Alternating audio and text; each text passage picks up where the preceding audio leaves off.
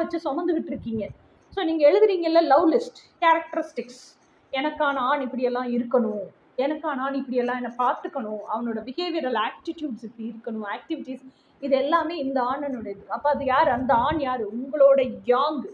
அப்போ நீங்க உட்காந்து கண்ணை மூடி நீங்க வெளியே பார்த்த அத்தனை ஆண்களையும் விட்டுருங்க, ஒதுக்கிடுங்க. அப்படியே ஒதுக்கிட்டு கண்ணை மூடி உங்களுக்குள்ள நீங்க இதுக்கு முன்னாடி பார்த்த ஆண்கள் கிட்ட எல்லாம் என்னெல்லாம் கேரக்டரிஸ்டிக்ஸ் பிடிக்கல அதை ஃபர்ஸ்ட் எழுதுங்க. அப்போ அதெல்லாம் பிடிக்கலன்னா எனக்கு என்ன பிடிக்கும், ஒரு ஆண் கிட்ட நான் என்ன எதிர்பார்க்குறேன், என்ன பிடிக்கும், அதை எழுதுங்க.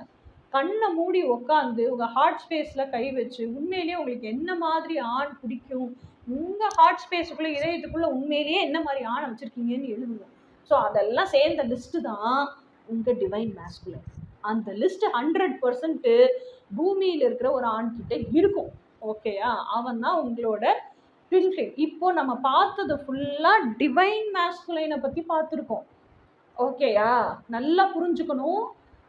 வற்றா இருப்பா இருக்கு, சிந்திக்கும் ஆற்றல் இருக்கு, ஆதி மூல பொருள் அது.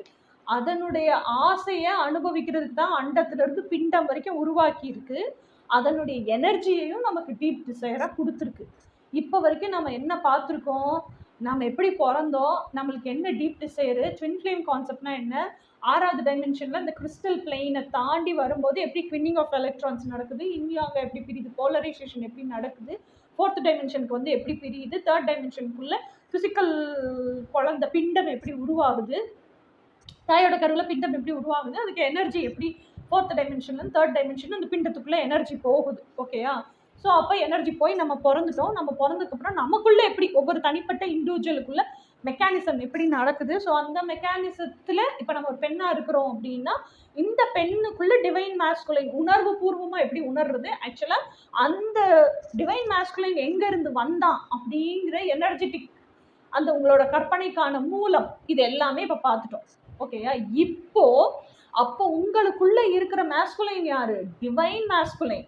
அதே மாதிரி தான் ஒவ்வொரு இண்டிபெண்ட் இண்டிவிஜுவலுக்குள்ளேயும் இருக்கிற கவுண்டர் பார்ட் இருக்காங்கல்ல, அவங்கள டிவைன் ஃபார்ம்ல தான் நமக்கு தெரியும், எர்த்லி ஃபார்ம்ல தெரியாது.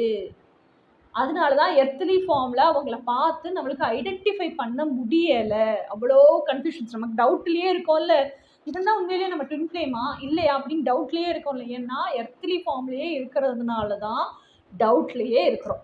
ஓகேயா? இப்போ